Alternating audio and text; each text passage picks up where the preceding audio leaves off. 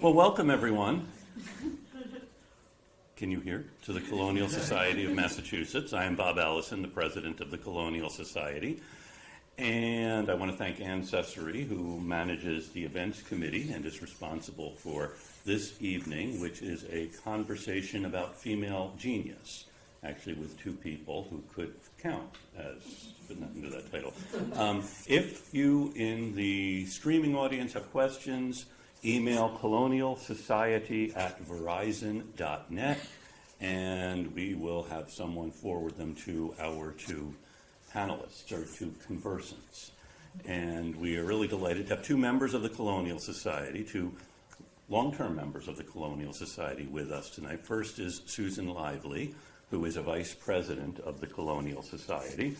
She received her bachelor's degree from Dartmouth, and then her PhD from Harvard in history when she studied under Bernard Bailyn.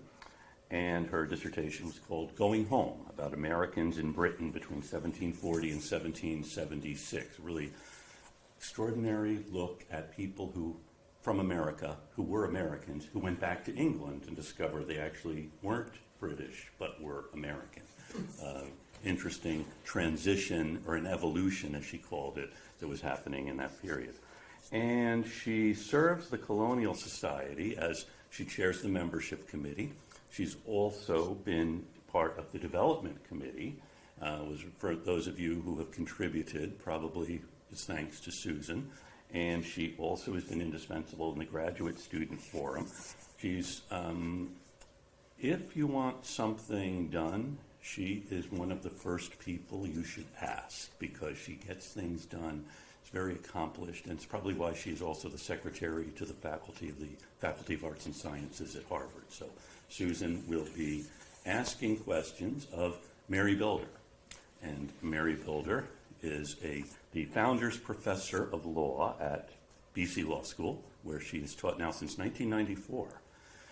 Her undergraduate degree was from the University of Wisconsin at Madison. She actually majored in English, received the Dean's Prize, and graduated with honors in English from University of Wisconsin at Madison. Are you from Wisconsin? Yes. And then after earning her law degree at Harvard, she wised up and went into the History of American Civilization program at Harvard and got a PhD. And we were talking earlier about finding a good title, and that's something you have a real knack for. Her dissertation was called Salamanders and Sons of God, and it was about the legal culture of Rhode Island, the transatlantic legal culture of Rhode Island. And her first book was Transatlantic Constitutions, which received the Littleton Griswold Prize from the AHA. And was Madison's Hand your second book? Madison's Hand, about the framing of the Constitution and James Madison's role in it, which received the Bancroft Prize.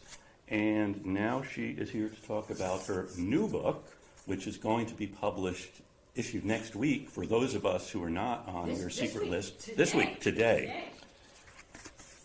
Female Genius, Eliza, Harriet, and George Washington at the dawn of the Constitution. So please welcome Susan Lively and Mary Bilder.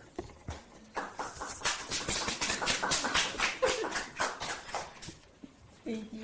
Thank you so much, Bob. That was lovely. And thank you also to Anne and to Megan for helping set up this beautiful place for us to have a conversation. I'm so looking forward to it, Mary. Susan, I'm so happy, and I feel that particularly for this book, this setting, it just feels sort of one with the book and with what the book's talking about. And Eliza Harriet would love it. Eliza Harriet would have loved this, Absolutely. Particularly the Society's little chairs here. Absolutely.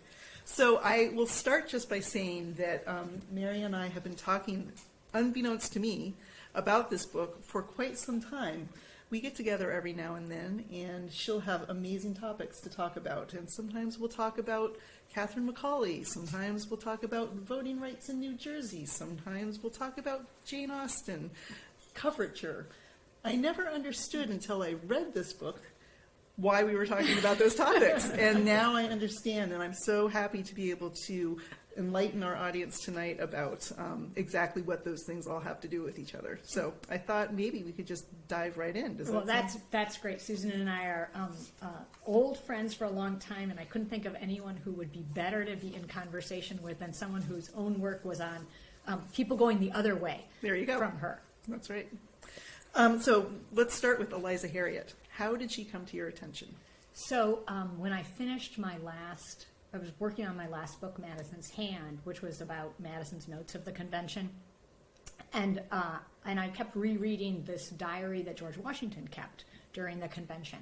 And there was this entry in the diary where he said he went to hear a lady lecture at the College Hall. And when he goes back to Mount Vernon after the Philadelphia Convention, he rewrites that, and he describes her as she was tolerable. And you and I are Jane Austen fans, and so we know that that's the famous word said by Mr. Darcy about Eliza Bennet. And so I was like, that's very interesting. And that, who is that? Why is she giving a lecture? Is that unusual?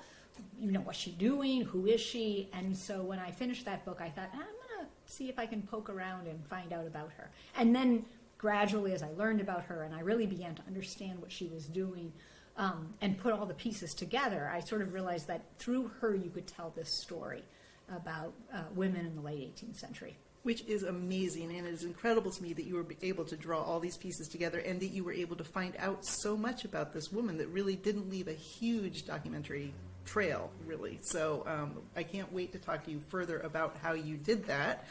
Before we do, let's talk about why we're calling her Eliza Harriet and why you only used her first name in the title and also in the book itself. How did you approach naming conventions when writing this book? Oh, yes, Susan, an excellent question, and one that really I struggled with. When you write about, men, James Madison, I just got to be like Madison. But when you write about women, it becomes really hard to think about who are you going to call, what name are you going to use? And Linda Colley actually writes very thoughtfully about this. And, if you use someone's first name, it sounds diminutive and things like that. So I thought a lot about that. And her full name was Elizabeth Harriet. That was her first and middle name.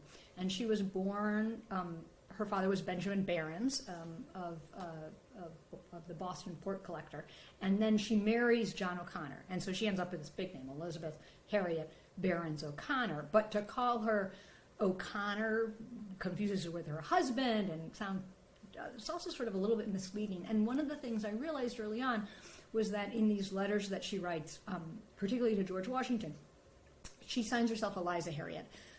With her last name O'Connor, but when she signs her will, she uses the term Eliza Harriet, and so she obviously identified with that name, and so I decided that's what she was going to be in the book. It's probably not perfect because people keep thinking that Harriet's her last name, but there was a deep theory here, and so she's Eliza Harriet, and her husband's John in the book, and then Washington does get to be called Washington. Appropriate. Yeah, appropriately. So, yeah. Terrific. So now that we understand why she's Eliza Harriet, why don't we talk about where she came from? I'm fascinated by the fact, number one, she was born in Portugal. Who would have expected that?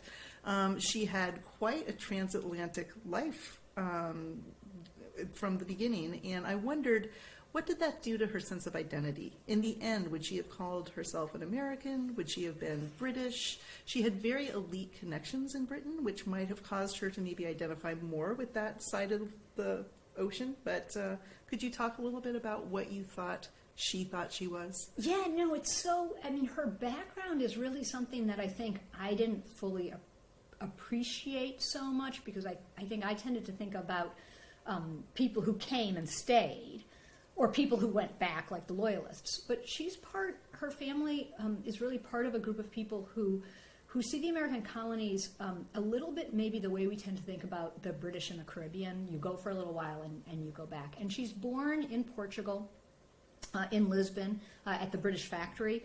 Her mother's family, the Hardy family, were in the Admiralty, and they were sort of working their way up through patronage politics, and they were in the British factory. Her father's family is a sort of mercantile family, again aspirational, and her parents meet in Lisbon in the British factory, which is sort of this outpost of the British, and get married. And then from there, what's really interesting to me about her early life is her dad kind of moves back and forth across the Atlantic, particularly with her uncles. Her father will be the port collector in Boston, but very importantly, her uncle, Sir Charles Hardy, will be the governor of New York. And her other uncle, Josiah Hardy, will be the governor of New Jersey. So she's from a pretty prominent family. She does probably live with her dad, probably in New York, and then also in Charleston as a young girl. So she's amazingly mobile as a young girl. And yet she's from, the Hardys they own big houses. There's a wonderful George Romney portrait that's in the book. Her cousin has a wonderful portrait done by Sir Thomas Lawrence. So she's part of that class of people. But her mother dies early. Her dad never is very successful. And so she herself is on the outside of that. And so I think one of the things that she gets from that is a sense of the power politics, the patronage politics in England, and a sense that appearances matter, and sort of that sophisticated way that people in that sort of aspirational gentry class are trying to move themselves up in English culture, and she brings that across the Atlantic with her. Mm-hmm. And she brings it across the Atlantic with her husband, who is Irish. So this is another layer of identity that she went through life with. She was actually Mrs. O'Connor when she got married. Can you talk a little bit about who her husband was, why we think she married him, and how having that Irish last name might have affected her? Yeah, so she's, on the one hand, she's the niece of Sir Charles Hardy, who's this famous British naval officer, and then she marries in June of 1776 a man named John O'Connor. And he's an Irish law student who's in London that summer. I couldn't find his birthday, so I don't know. I have a funny suspicion he might have been a little younger than her. And he does not convert at that point. He's Catholic. And so they have a marriage that is is outside of the sort of legal marriage. And had they been married in Ireland, that would have been very problematic. And one of the things I try to do in the book is, for the Hollywood movie version, I'm like, oh, they fell in love and she married across such lines. We don't know that. And it's interesting that at this moment there was actually a surprising number of incidents where people abducted what were called Protestant heiresses. So women who were the only heirs to their father's fortune, and basically by abducted that meant raped and then married, or seduced and married. So sort of forced into a marriage, and we can't know that didn't happen to her. Like, I don't want that to have happened to her at all. But at that time period, there are a significant number of accounts of young Irish aspirational people come over, and this is one way to kind of get married. Now, I want to believe that's not her, but on her wedding day, only the witnesses are all from his side of the family. But after the wedding announcement says, Benjamin Barron's daughter, niece of Sir Charles Hardy, and everything like this. So she's in this marriage that's quite unusual for the time, and she's configured in the United States as Irish. And Washington actually, in his diary, calls her a Mrs. O'Connell.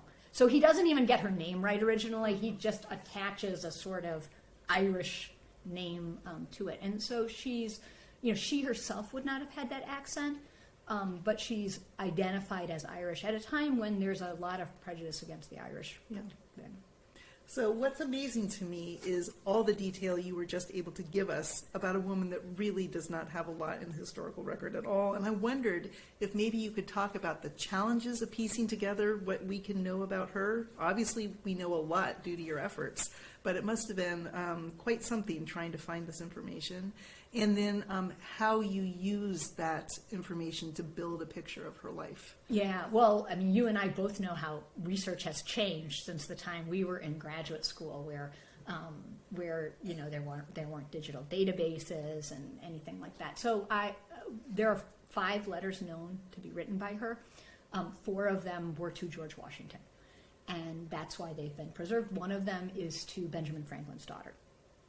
And then beyond that, we can see her by tracking newspaper advertisements and accounts of hers. And that's where there are a few other people who sort of noticed her. They actually thought she was different people. Mm-hmm. They didn't realize it was the same person. But this is where the sort of revolution in historical research created by the ability to have digital databases, particularly I think the American Antiquarian Society, having all of those newspapers digitized. And what you can do is you can search across those newspapers and find all her advertisements.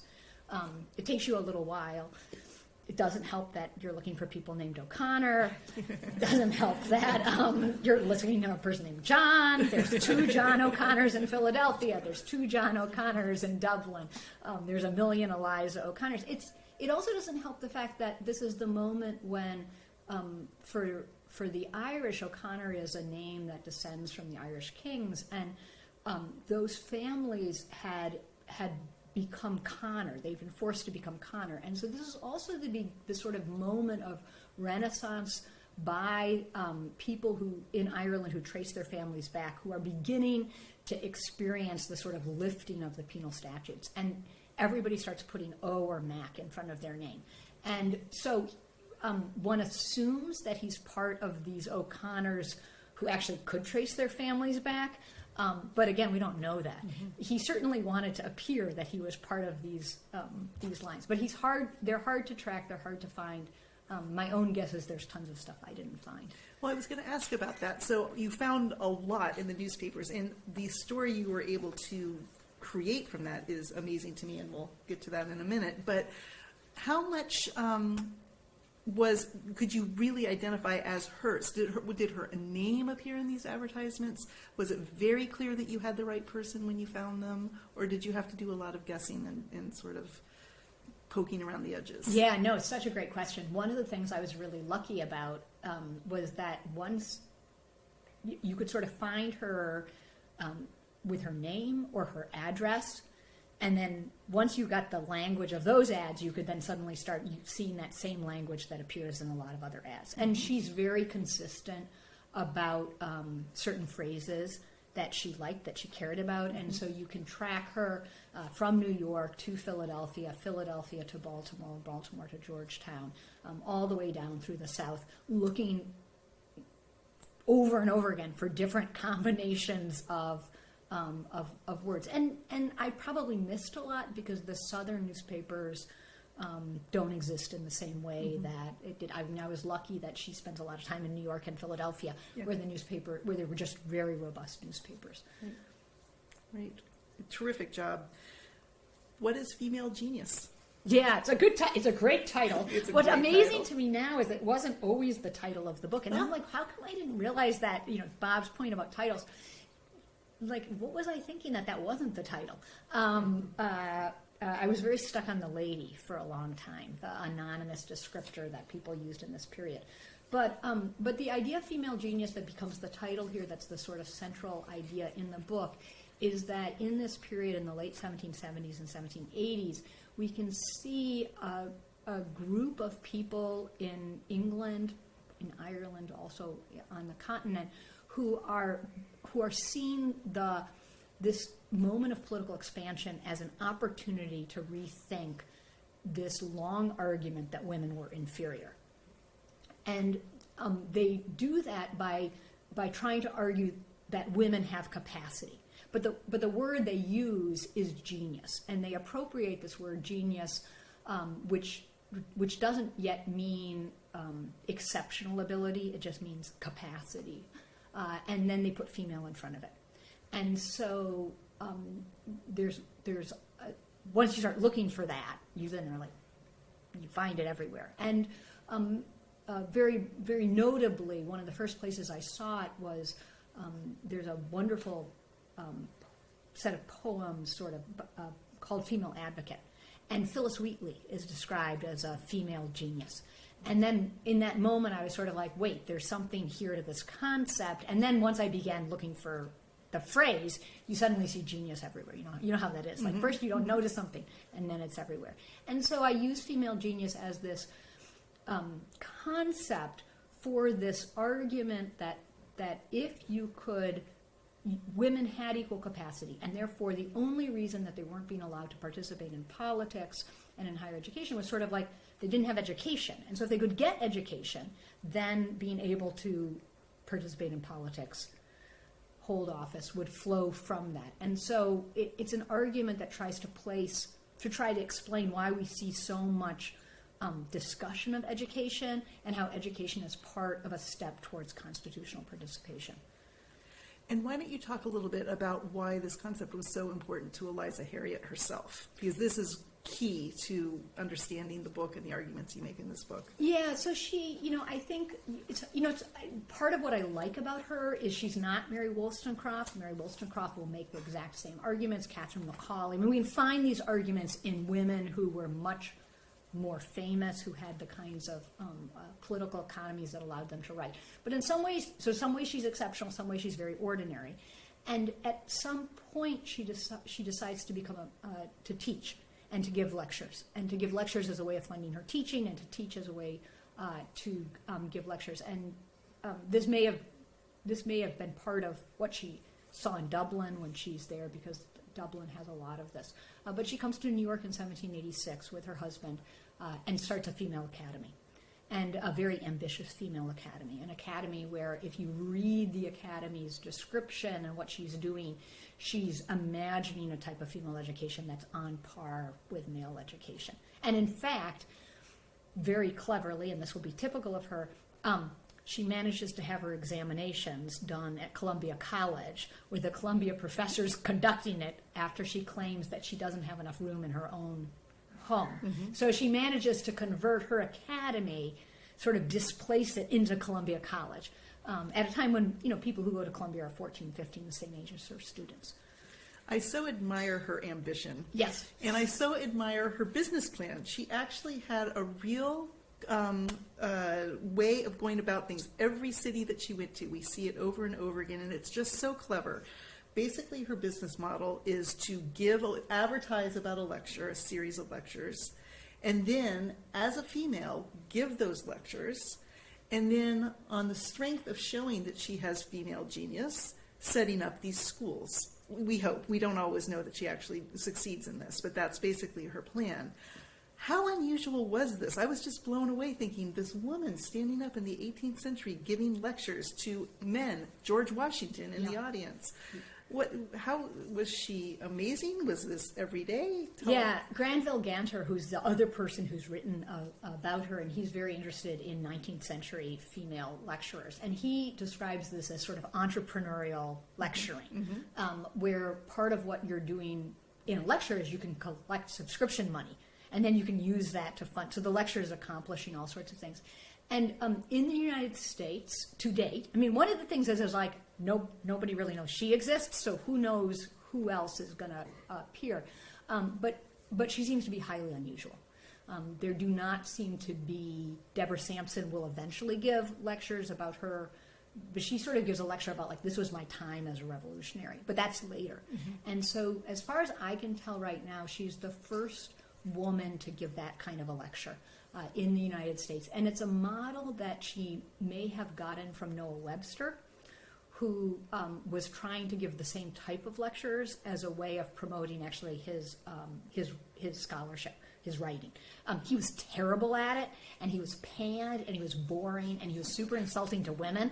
So in some ways, she's sort of improving on his thing, and when he goes to hear her, he writes in his diary, "dull," and you can tell that that might have been like she was way better than him at it, But it's a wonderful model, and it's a model that I think I didn't quite appreciate until one of the really wonderful things about this book was I got to read all this. That's what you got stuck with at breakfast. I got to read all this stuff that I didn't know very much about, and a lot of the scholarship on education, female education in England, really emphasizes how female education was an economic opportunity for women. It was one of the few areas where women could get employment, could have control over their own lives in some ways, and to think about teaching as an economic sort of engine for women. And once I saw that, I thought, like, wait, that's one way to understand her. So after these lectures that were very extraordinary, she went on often to found schools. How unusual was it for a woman to run a school as opposed to a man, for women? Yeah, so we see a lot of small schools, like in somebody's house or something like that, but without the kind of ambition. So she has advertisements that are what I'm going to do is I'm going to have an academy, a seminary. She uses these words that we associate with men's education at a time when the word college doesn't refer so much to higher education, but to the charter from the state. So she's imagining herself in that mode. Now in England, there are people like that, and in fact, she had attended a school with John Wilkes's daughter, Mrs. Aylesworthy, and when she comes to New York, she says, "I'm going to be in that model," and so she's taking a London model, a British model, and bringing it over. And in the United States, again, she seems to be the first woman who's sort of got this very expansive idea. And then because a lot of people see her advertisements, it becomes hard to know who else is copying her because, once you see one person's ad saying, this is what I'm going to teach, you can see everybody else is like, well, my school better do that same kind of thing. Can you talk a little bit about the curriculum she set up for the girls who came to her schools and why that's important in the broader national context of the time? Yeah, her curriculum's so interesting. I think the first time I read her curriculum, I was very dismissive of it because so many of the things that women's education emphasized in this period, which was also emphasized by male education, becomes associated with a kind of elite, not serious type of scholarship. So one of the things I really had to work on was like taking my own prejudices out of it. So she's emphasizing French, and for French is the cosmopolitan language. It's also for women a language which allowed you to read this just incredible outpouring of French literature. And she's emphasizing reading out loud, what's called the art of reading, and that, you see that in Jane Austen, right? We see that in Jane Austen films. This is a period where it's associated with the rise of rhetoric and the Enlightenment, and oratory is sort of what all of the great universities, and particularly Scotland and Ireland, are promoting. So, and she also, one of the things I do love, she had her girls do exams, which was again something that male schools did, but she also emphasizes sewing. And this is an interesting thing because one of the things she emphasizes about sewing is that she's going to teach useful sewing, but also ornamental. And what she means by ornamental and the kinds of things is ways of learning how to sew to make people believe that you had more money than you actually had. And so there's this sense that we always have of her knowing how much being able to create the illusion that you have sort of more resources is part of her world. And that's partly what she was teaching. Absolutely. Part of the reason we know about Eliza Harriet is because she crossed paths with George Washington. And not only did he come and hear her speak, Mary will also be telling us that she actually invited herself to Mount Vernon. And not only invited herself to Mount Vernon, but had George Washington send his carriage for her. So she is really an extraordinary woman. I wonder if you could talk a little bit about their relationship and what it means in the broader context and why it's important for both our understanding of both of them, actually. Yeah, so this is where I think it may help to go back to your first question that she comes from this family background. Mm-hmm. She's unbelievably sophisticated about political power and about how Washington can amplify her own power. So, and we see this even in New York, where she would put the girls' names in the papers who got the prizes to explain that the most famous people were attending her school. So she's very sophisticated about that in a way that we would understand, the super 18th century British.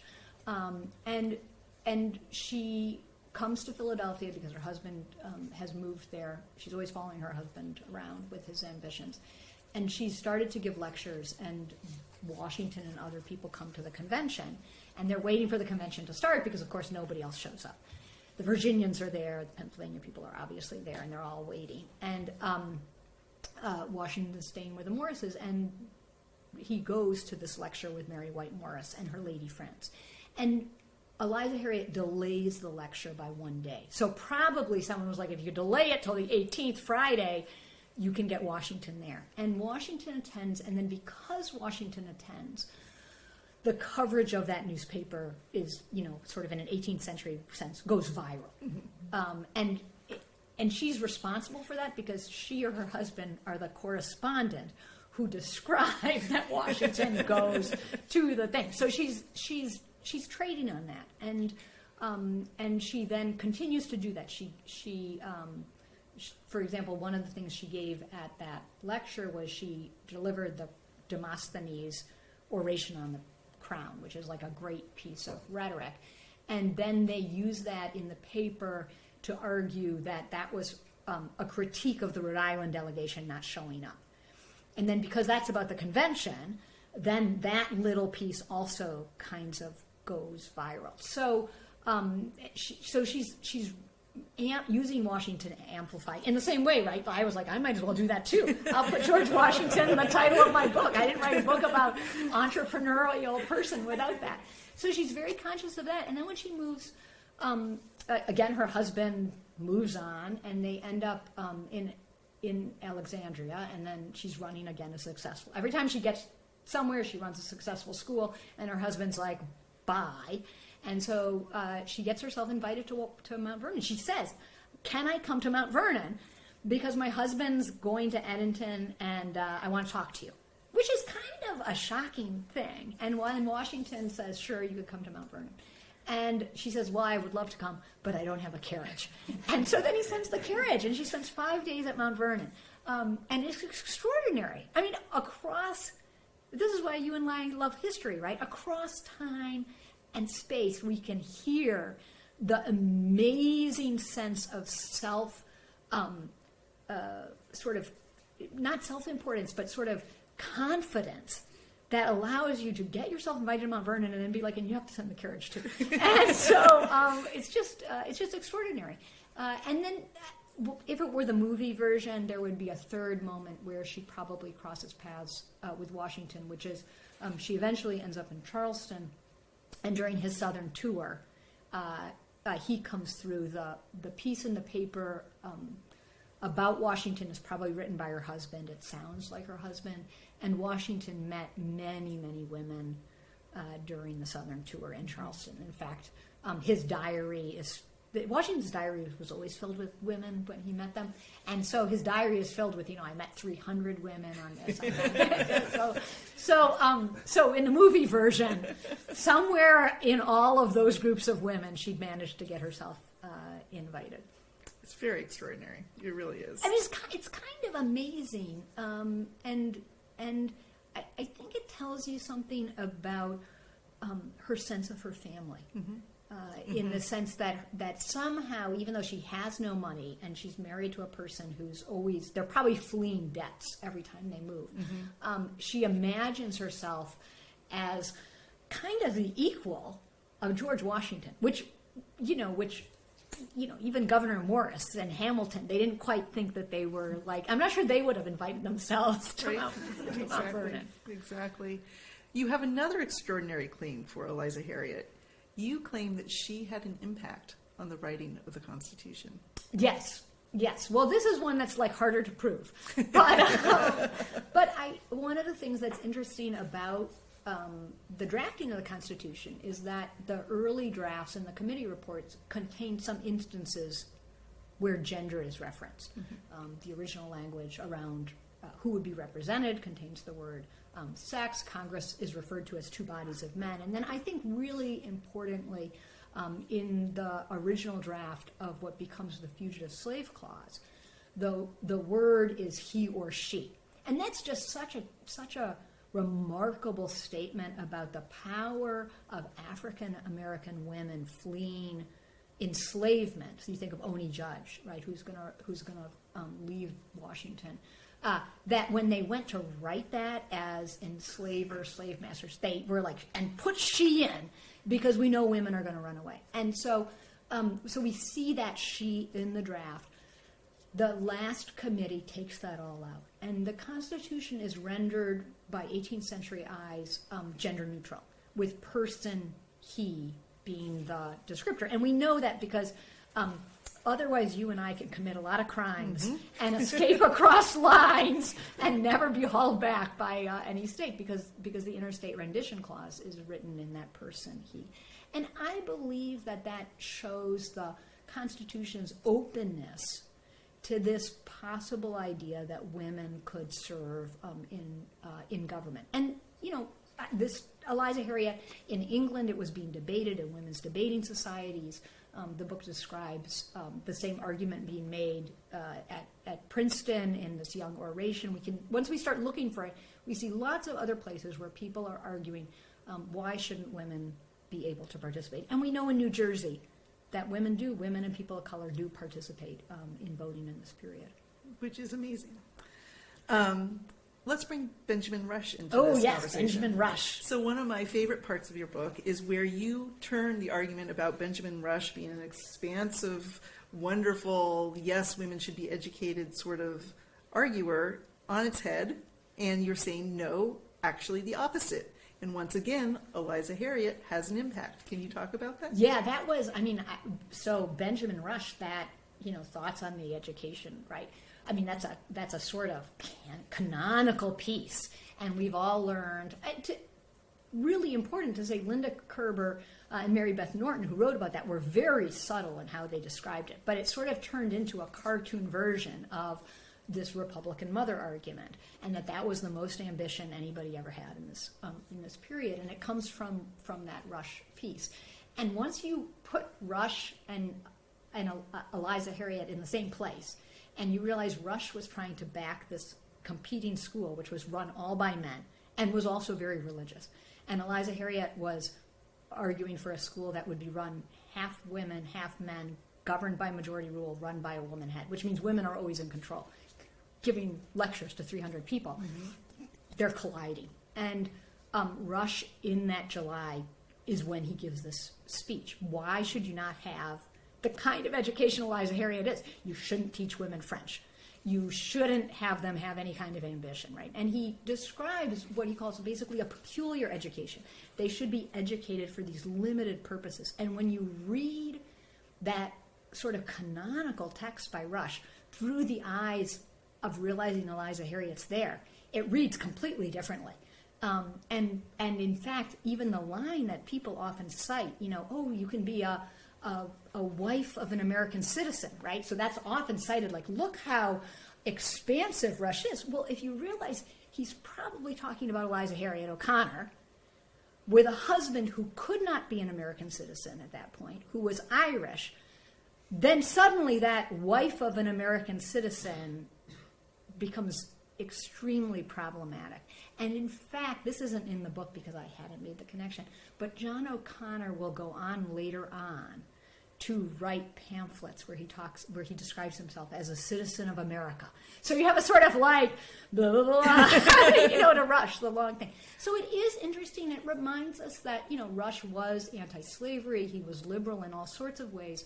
But he's very similar to, you see this at the French Revolution, of people who were so expansive and imaginative on certain vectors and could not imagine women having equal capacity participating in government. But there were people who were imagining it at that time. Let's talk about Mary Wollstonecraft. Let's talk about Catherine Macaulay.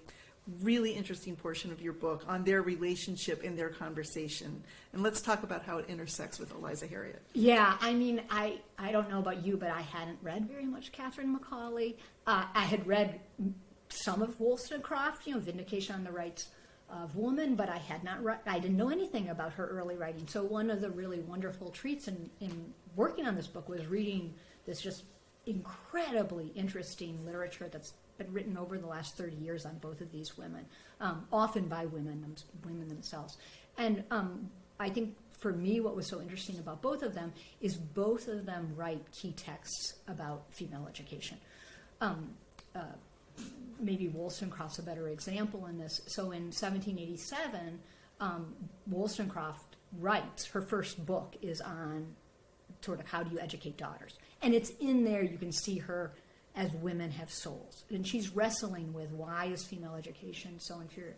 And then the following year, under a pseudonym, she creates a female reader, a sort of set of readings that women could use to, what she will later say, obtrude themselves on the public, to give women an excuse to speak in public. And then she will eventually, out of that, write Vindication on the Rights of Women. And Catherine Macaulay, the great constitutional writer, who all the revolutionaries admired as a political historian, in this same period will write basically letters of education, and using the pen name Hortensia, who was the woman who'd argued at the Roman Forum. And so sort of if you thought of like, who are the two most significant women in this period who are really pushing hard on that, they also have this connection to female education and seen it as a fundamental basis. And it was just fun to get to also write about them. It was a terrific part. And I love the idea that even at the grassroots level, these sorts of ideas were percolating. Women were grabbing onto them. They were thinking about this. They were pushing forward. They were trying to see what the new nation would hold for them in light of these theories that are emanating both from the colonies and from Europe. So. Yeah, I mean, I think one of the things the book really tries to argue in a lot of ways is to make us recognize that when we see women starting educational schools, when we see people going to school, it's also true for the story of people of color, that's not just like, oh, people are going to school. That's really a fundamental claim about how do you begin to participate in the constitutional state, and a claim about capacity. And it's a way to sort of emphasize the enormous importance of education in this period. Absolutely, which brings us actually to New Jersey and the very, I didn't know about it until you started talking about it, women voted in New Jersey in the 1790s. Yeah, and this is a story that, I think maybe the late Jan Ellen Lewis was one of the people, there's been a lot of other people who've worked on it, Rosie Zagari, a number of people worked on it, but taking the example of women voting in New Jersey and not seeing it, I think for a while it was sort of seen, to the degree it showed up, as like, that's a weird thing. Ignore that. Ignore that fact. Strange Who can explain anomaly. it? Yeah. Strange anomaly. Mm-hmm. It doesn't have anything to do with anything. And instead, insisting on, and the way the book reads it, right, is no. New Jersey shows you a different path that was available in this period, and New Jersey shows us how the story isn't men get the vote and then women get the vote. It's people are getting the vote, and then people begin to use constitutions to exclude people. That one of the things that this new genre of constitution turns out to be super powerful and effective at is creating rules that preserve political power for the people who are in power. And one of the best ways to do that is you make sure that the people who are going to vote for you are the only people voting. And New Jersey is a wonderful example of that. The New Jersey Constitution was written just with inhabitants. It was pretty typical. The Massachusetts Constitution is unusual in using the term male in this period. And in New Jersey, it becomes evident very early on that women and people of color are allowed to vote. And by the late 1790s into 1800, we have records of significant numbers of women and people of color, and actually swinging elections.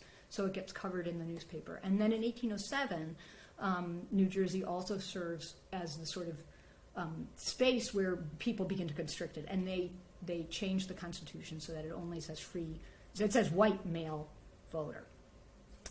And that's typical of so many of the new states coming into the United States and older states that begin to shift towards this language. And it tells us that there's a story not of sort of endless expansion, but of contingency and a lack of clarity, and everything's kind of up for grabs, and then we get exclusions, and we get exclusions sort of beginning very imperceptibly at the very sort of 1792, 1793, and then picking up speed. And this drove the women working for suffrage in the early 19th century felt the New Jersey example was so important, because they sort of saw it as a argument that the Constitution, in its original sense, was enfranchised everybody, and that therefore disenfranchisement was somehow anti-American, anti-the founding. So a very different narrative. Truly is. And I could ask so many more questions, but I want to give our audience members and the people joining us online a chance to ask questions, since I've had the privilege of asking you so I know, many and more. you and I could just talk forever. We could absolutely talk forever. Are there any questions from the audience? What sort of people were attending Eliza's schools? Like, who did she attract for students? So the question is, who attended Eliza's schools? Oh, that's a great question. So in terms of who attends her lectures, let me just talk a little bit about that. Her lectures, she worked really hard to have a female audience, and her tickets often say you could have one man and two women. I mean, I don't know that they were any different than any other tickets, but she worked really hard to have a female audience. When she has academies, she often has an advertisement that says she'll be giving a lecture so that women who didn't have the opportunity, older women who didn't have the opportunity to sort of pursue an education, could come and learn something. But she seems to be attracting, in most of the places that she sort of tries to set up schools, an aspirational class of people. So Charleston's maybe the best example. The Pinckneys aren't sending their kids there. That's not who she's educating. But she's educating, two of the people who send her kids there are Jewish merchants. She's in New York, she's educating a quite affluent set of New Yorkers. In Alexandria and Georgetown, she's educating a number of the people who will own the land that gets transferred to form the district. So she's, it's very similar to what we'd think of as an aspirational gentry class. There's not, the word gentry doesn't really exist here, but it's that group of people who imagine that somehow education will be a way to sort of improve their daughters. And the only reason we know this is because Eliza Harriet was so determined to self-advertise the people who were at her school that every time she had prizes, she wrote down all the people who got prizes, and she said nobody can get more than one prize. Very equal. Everybody could only get one prize. But she has these lists of all the girls and their prizes. I also really like the fact that often the tickets for her lectures were being offered at places where women ran the establishment, which I thought was very interesting and clearly on purpose, I think. Yeah, it was so interesting to me. I mean, there was just all this wonderful work that I just didn't know about. There's been a lot of work on female printers, and on and sometimes where we see like the Oswalds would be like this. It looks like it's a male printer, but if you actually figure it out, you realize like he was always gone and his wife was running. And so in Philadelphia, one of the early supporters of her efforts, or places where you could get tickets, and a lot of her advertisements, is a female printer. And then very importantly, when she goes to Baltimore, Mary Goddard, who's a very famous Baltimore printer, who will be the first person to print the Declaration of Independence with all the names of the signers, and then she puts her name, Mary Catherine Goddard, printer, across the bottom, and she sells tickets. So where she goes places, and I'm sure with a lot more research, I'm sure if I was back being a graduate student, I could probably find a lot more women who she was in conversation with. But she seems to have found other women who needed economic means, whose spouses weren't supporting them, who were doing business. And that was an interesting aspect. Absolutely. Yes? By Eliza Harriet's time, had the attitudes toward the education of women in Britain and America diverged considerably? Were they one and the same? And it's a bit of a speculative question, but where do you think she would have been better received with what she was doing between the two? So what was the difference between American attitudes towards the education of women and European attitudes at this time? Yeah, it's such an interesting question, and one that I'm not quite sure I know completely the answer to. My sense is that England in this period had a much more robust, positive sort of notion of female education. Now, it's very quickly going to turn into a kind of elite education.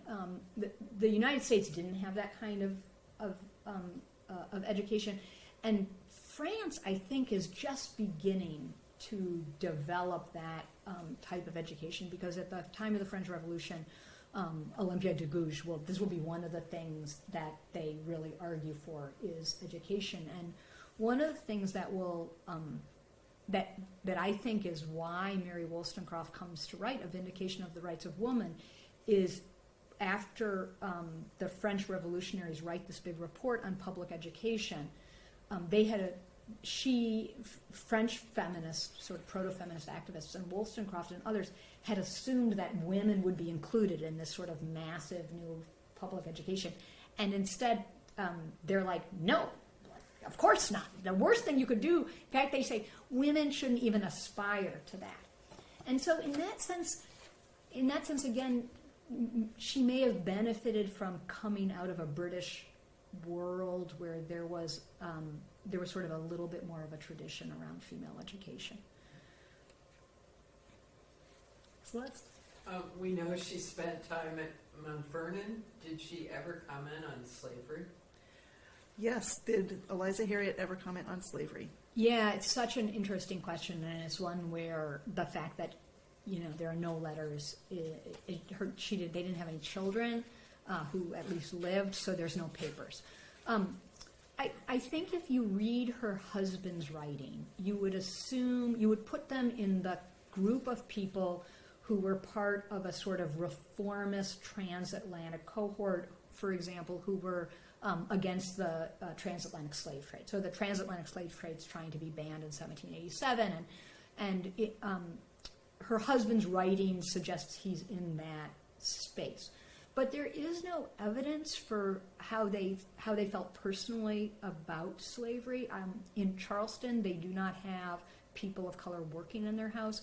But very importantly, she moves progressively southward. And one of the things the book thinks about is how did her status as a white woman, her descriptor of herself as a lady, how did that play in a world of enslavement? And she was more successful in Charleston than she was anywhere else, and that's probably the product of the kind of education she was offering, and honestly, the economies of her school were better in a world where there was just an enormous economy built on slavery. And that's a if it were a trade press book, you could kind of, I think sometimes people just are like, oh, I'm sure she was whatever, but there's no evidence about that at all, and I really tried, I think, as a historian to be like, there actually is no evidence. We can't know that. And the book starts with a passage from the Grimkes who talk about a husband and wife in Charleston who ran one of these academies, and basically their torturing of the enslaved people. And I start with that a little bit to remind us that, we can't know everything about people, and we don't want to turn her into somebody who she may not have been. So even though it would have been nice to put her in a certain kind of alignment, I don't have that evidence. Thank you. Do you have I know since there aren't that many papers, do you have a sense if she thought about her own legacy? Did she think about her own legacy? Yeah, so this is, I think she believed very much in her own legacy, and the book starts with an epigraph from her advertisements for her school in Philadelphia that she wanted to start this French and English academy.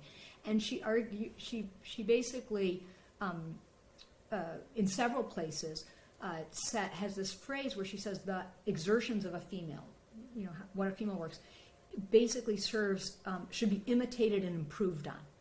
And then she goes on to say that if you encourage efforts early, particularly female efforts early, they will blossom later on.